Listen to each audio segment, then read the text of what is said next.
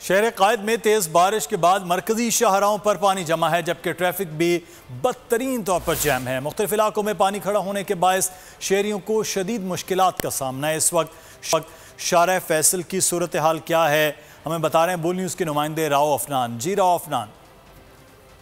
बिल्कुल 1 घंटे की बारिश की वजह से शहर के मुख्तलिफ इलाके इस वक्त तालाब का मंजर पेश कर रहे हैं और मेरे अकब में भी आप सूरत हाल देख सकते हैं कि शहर जो है वो पानी में इस वक्त डूबी हुई है। शहर की अहम शाहराएं सड़कों पर इस वक्त पानी जमा है, जिससे बाइक सवारों समेत ट्रैफिक के मसाइल जो हैं वो कराची के अंदर सामने आ चुके हैं। लेकिन शहरी इंतज़ामिया हो, सूबाई हुकूमत हो, वो मुकम्मल तौर पर मंजर-ए-आब से गायब नज़र आती है।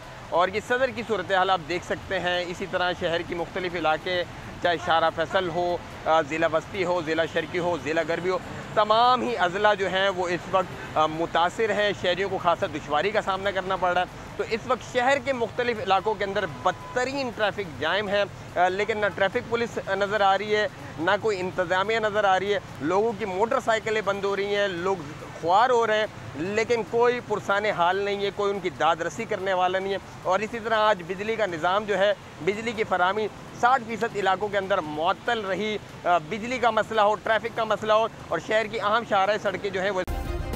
सब्सक्राइब करें और बेल दबाएं ताकि कोई खबर रह न जाए।